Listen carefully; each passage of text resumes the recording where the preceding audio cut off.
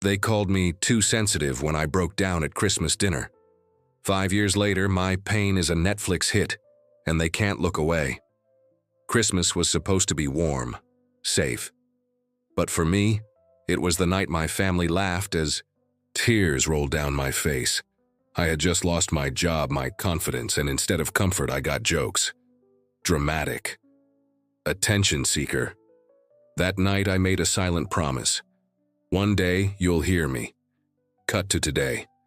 My life, the pain they mocked, is now a limited series, and every time they press play, they're forced to remember how wrong they were. If you've ever been laughed at for feeling too much, hit like now, and subscribe because stories like this deserve to be told. Being vulnerable in front of people who equate weakness with failure. Having your pain turned into a punchline, then realizing you have to be the one to rewrite the ending. The breaking point. Christmas was supposed to feel like magic. Warm lights, familiar laughter, the kind of comfort that makes you forget the world outside. But that year it cracked. I had spent months holding it together. The layoff, the bills piling up, the way people slowly stopped checking in when I wasn't fun anymore. That night, someone asked the harmless question, "So what's next for you?" And I broke. Not dramatically, not performatively, just a quiet unraveling. Tears spilled before I could stop them, my voice shaking as I admitted, "I don't know." The table froze. Then came the chuckle from the far end, the whispered, "Here we go." The way my aunt patted my hand like I was a child who'd scraped a knee. "It's Christmas," someone said, as if joy were a switch I'd forgotten to flip. The worst part wasn't the laughter, it was the relief in their eyes. Finally, I'd confirmed what they'd always suspected. I was the fragile one. The problem. The storm cloud over their perfect holiday. Later they'd spin it as concern. "We just didn't want you to embarrass yourself." But in that moment, their faces said everything. I was a joke they'd been waiting to tell, what they didn't see.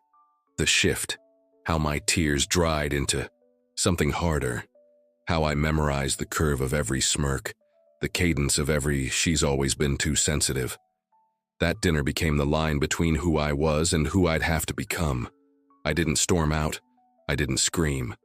I let them have their moment because somewhere deep down I knew this would be the last time they'd get to define me.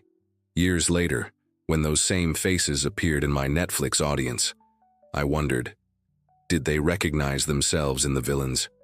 Laugh? Did they hear their words echoed in the script? Or did they finally understand what they'd really been laughing at that night? Not my pain, but their own reflection. The aftermath. The silence after Christmas dinner was worse than the laughter. For days, my phone buzzed. Not with apologies, but with carefully worded accusations.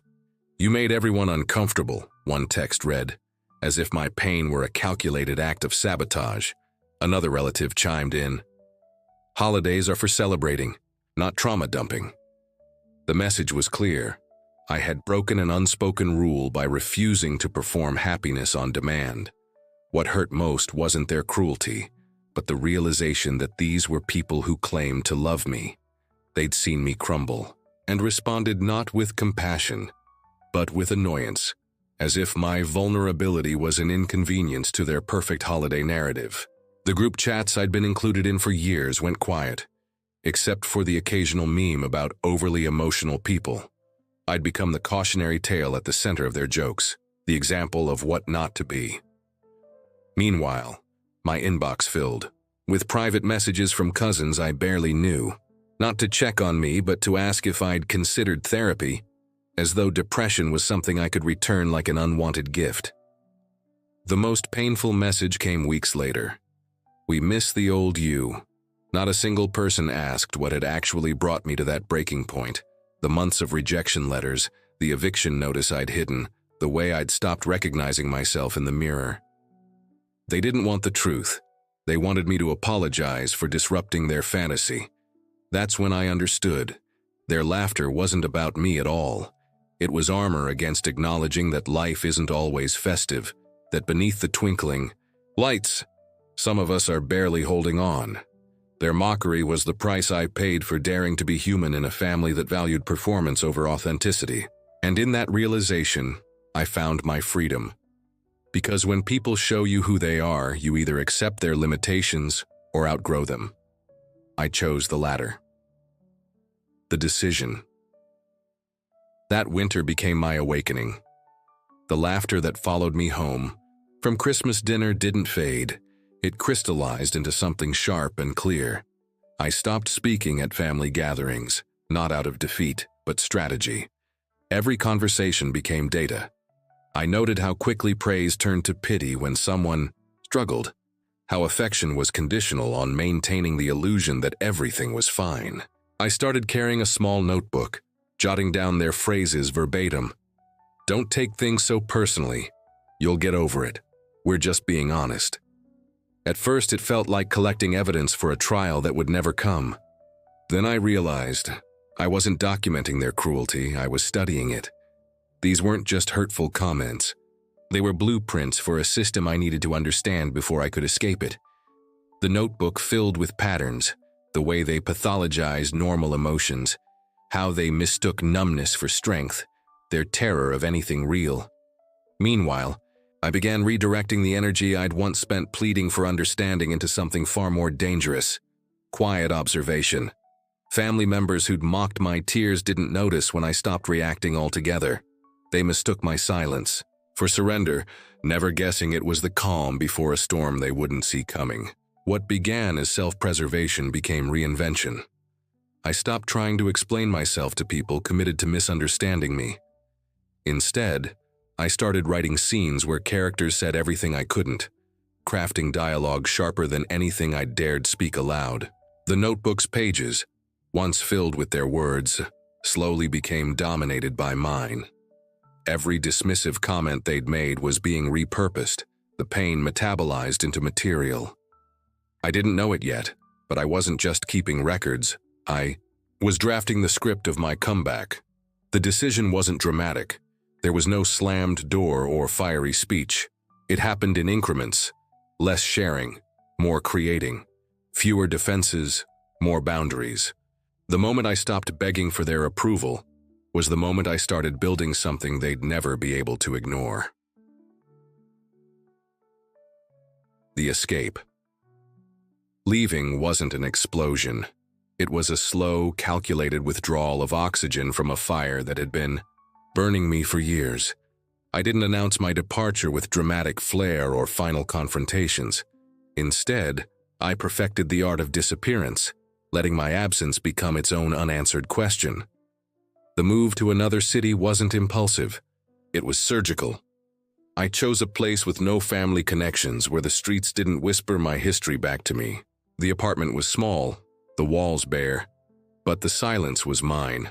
No more backhanded compliments disguised as concern. No more performative hugs that left me feeling emptier than before. I blocked numbers selectively, not out of spite, but survival, creating a filtration system for toxicity. What surprised me most wasn't the loneliness. I'd felt lonelier surrounded by them, but the quiet exhilaration of reinvention. Without their constant commentary, I could finally hear myself think. The first grocery shop where no one recognized me felt like a sacrament. The first holiday spent alone wasn't sad. It was sacred. I discovered the power of selective truth in phone calls. "I'm busy" became my shield against probing questions. They interpreted my distance as failure, assuming I'd crawled away to lick my wounds. Little did they know I wasn't hiding. I was incubating. The space between us became my creative oxygen. Every mile of separation made their voices fainter in my mind until one day, I realized I couldn't quite recall the exact shade of disapproval in their eyes. That's when I knew the escape had worked, not because I'd run away, but because I'd finally found ground solid enough to stand on without their constant attempts to undermine my footing. The person they remembered was gone, and in her place stood someone they wouldn't recognize. Someone who no longer needed their permission to exist. The hidden work. Midnight oil became my religion. While they assumed I'd vanished into obscurity, I was carving my name into the foundations of something they couldn't see coming. The acting classes drained my savings. Every dollar spent was another meal sacrificed, another bill paid late. I wore the same 3 outfits to auditions, stitching loose buttons between rejections. The scripts I wrote piled up in shoeboxes under my bed, each draft inching closer to the raw truth I'd been punished for expressing. There were months when the only applause came from the leaky faucet keeping rhythm with my typing. I learned to distinguish between hunger pangs and stage fright, between exhaustion and creative flow. The mirror became my toughest critic, not because I judged my reflection, but because it showed me the dark circles marking each sleepless night spent perfecting monologues about pain they'd mocked. I collected odd jobs like armor, catering, gigs where I served champagne to smiling couples, temp work in offices where no one asked about my dreams. Each paycheck bought another hour in a rented studio, another submission fee. The rejections stung differently now, not as verdicts on my worth but as stepping stones. When casting directors said, "too emotional," I heard echoes of Christmas Dinner and wrote fiercer. When producers called my writing unrelatable, I doubled down on authenticity. The notebooks from my observation period became sacred texts, their cruelest comments transformed into dialogue that made workshop audiences gasp. I wasn't just creating art, I was building a Trojan horse, loading it with every truth they'd silenced. The late nights, the empty fridge, the blisters from waiting tables, none of it felt like suffering anymore. It felt like alchemy. I was turning their laughter into fuel, their doubt into rocket propellant. Every no became a brick in a path. Only I could see leading somewhere they'd never expect, to a spotlight bright enough to expose what they'd tried to bury. The first win. The email arrived on a Tuesday morning, the kind of ordinary moment when life-changing news often slips in unnoticed. A small indie production company wanted to option my script, not for big money, not for glory, but because the head of development had read it twice in one sitting and cried at her desk. The contract was barely more than a handshake agreement, but it was validation written in legal ink. Suddenly, those shoebox manuscripts weren't just desperate dreams, they were proof I could turn blood into art. The filming budget was smaller than my monthly rent, the shoot schedule brutal. But none of that mattered when I heard actors breathing life into words that had once only existed in the quiet shame of my notebook. Watching the lead actress deliver the Christmas dinner monologue, my monologue, the one ripped from that horrific night, I felt something shift permanently inside me. The crew's quiet sniffling during takes wasn't pity. It was the sound of truth resonating. When we screened at a tiny festival in a half-empty theater, I prepared for polite applause. Instead came the Q&A where strangers stood to say, "This was my family too," their voices cracking with recognition. The award we won was just a piece of plexiglass, but its weight in my hands carried the mass of every dismissed feeling, every stifled tear. Critics called it brave and unflinching, adjectives no one had ever used about me before. That's when I understood. What they'd labeled as weakness was actually my greatest strength. The film's success wasn't measured in box office numbers, but in the way it made former tormentors suddenly curious about my projects, their messages laced with new respect. By the time the Netflix scout emailed, the ground had already been prepared. Not by luck, but by that first impossible yes that proved all the silent no's had been worth enduring. The domino effect. Success didn't come as a tidal wave. It arrived in quiet, consecutive clicks, like dominoes I'd spent years carefully aligning finally tipping over. The festival win led to a manager who actually returned calls, which led to a meeting where a Netflix executive absent-mindedly tapped her pen to the rhythm of my pitch. What shocked me wasn't the yes, but how ordinary the moment felt. No heavenly choir, no dramatic slow clap, just a conference room with terrible coffee where my pain became someone else's business proposition.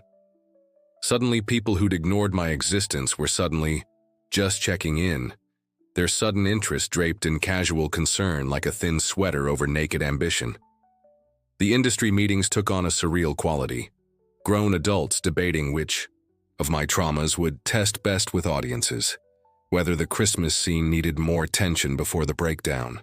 I learned to navigate these conversations by treating my past like a fictional commodity, watching as executives nodded approvingly at the very emotions my family had ridiculed. With each step forward, I braced for the familiar slap of rejection, but it never came. Instead, doors kept opening with eerie synchronicity, as if the universe had finally aligned with the version of reality I'd always imagined. My inbox became a living monument to irony. Apology emails from former classmates sandwiched between production updates, distant relatives suddenly remembering my birthday alongside studio scheduling requests. The scripts I'd once hidden under my bed were now password-protected files handled by assistants who treated them like sacred texts. Every congratulations text carried the unspoken weight of their earlier silence. Every meeting about my vision, a stark contrast to years of being told I had none. The dominoes kept falling, not because luck had changed, but because I'd finally stopped bending to catch them before they could. The twist. The Netflix executive leaned forward, eyes sharp with that peculiar hunger only entertainment professionals have for real pain. "We need more vulnerability," she said, spinning my script like a roulette wheel. "Can you dig deeper?" The irony tasted metallic on my tongue. The same raw emotion that had made me a punchline at Christmas dinner was now being demanded as premium content. I went home that night and stared at the journal where I'd documented every cruel comment, every stifled sob. What they wanted wasn't just my story, they wanted my marrow. So I gave it to them. The revised draft included details I'd never spoken aloud, the way my hands shook holding my eviction notice, the exact cadence of my aunt's laugh when I mentioned depression, the suffocating weight of pretending everything was fine when I was drowning. The producers called it brave, I called it survival. Watching the actors rehearse scenes ripped from my most humiliating moments felt like out-of-body experiences, my trauma being workshopped, my pain blocking for camera angles. The director kept asking for more authenticity, unaware he was, demanding I reopen wounds that had never fully healed. When the lead actress asked me privately how it felt to see my life dramatized, I surprised us both by saying liberating. The truth was more complex. It felt like watching someone else wear my scars as a costume, temporary and glamorous, while mine remained permanent. But with each rewrite, something unexpected happened. Their laughter lost power over me. The jokes that had haunted me for years now sounded hollow when spoken by actors. The cruelty almost comical in its predictability. By the time we finished filming, I realized the true twist wasn't that my pain had become entertainment. It was that in reliving it, I'd finally stopped fearing it. The very things they'd mocked me for were now my greatest assets. And the family, members who dismissed my sensitivity, were about to discover how powerful a weapon vulnerability can be when it's no longer hidden. The release. The trailer dropped at midnight, and by sunrise my phone became a battlefield of stunned silence and performative enthusiasm. Relatives who hadn't spoken to me in years suddenly remembered how to text, their messages dripping with forced cheer and thinly veiled panic.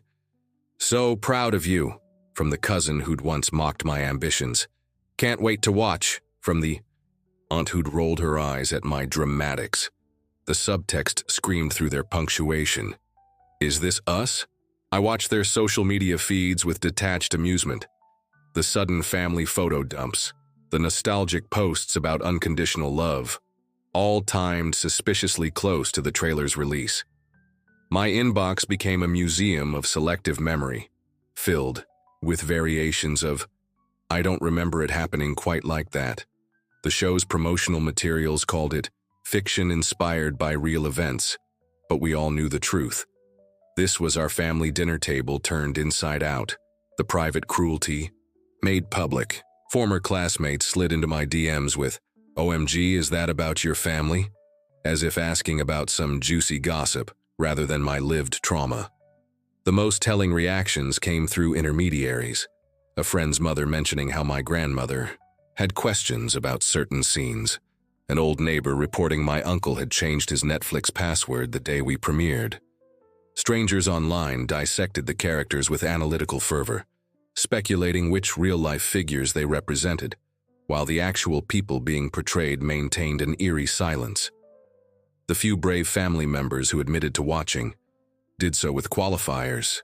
It's very creative, or you certainly took artistic liberties, as if reality itself was negotiable. Meanwhile, messages flooded in from viewers who recognized their own families in mine, their gratitude a stark contrast to my relatives' discomfort. The ultimate irony? The very people who'd once dismissed my emotions as excessive were now meticulously measuring their own reactions, careful not to give me more material. Their laughter had come full circle, not as mockery this time, but as nervous chuckles when asked if they'd seen that show about their Christmas dinner. The silence. The absence of confrontation spoke louder than any apology ever could. No dramatic showdowns, no tearful reconciliations, just a quiet collective decision to pretend the elephant wasn't sitting squarely in their living rooms. Every time Netflix autoplayed my face, family gatherings I wasn't invited to took on a new tension, according to mutual friends who reported awkward pauses whenever someone accidentally referenced the show. My success had become the unmentionable, a ghost at their table, haunting them with every award nomination and press feature. I'd expected anger, denial, maybe even legal threats. Instead, I got radio silence from the loudest mockers, and stilted small talk from those brave enough to acknowledge it existed. Their discomfort manifested in bizarre ways. A sudden interest in my other projects, non-existent. Questions about my next fictional work, as if this one hadn't been ripped from our shared history. Even compliments about the actors' performances rather than the story itself. The cousin who'd laughed hardest at my tears now posted vague, inspirational quotes about forgiveness on social media, while the aunt who'd called me dramatic suddenly developed amnesia about entire childhood incidents. Their silence wasn't just avoidance, it was surrender. By refusing to engage, they confirmed what I'd always suspected. They knew exactly how cruel they'd been. They just never expected to be held accountable. Strangers online dissected their characters with clinical precision, while the real people behind them could only watch, mute, as the court of public opinion rendered its verdict. The ultimate power move wasn't my success. It was their inability to challenge it without exposing themselves further.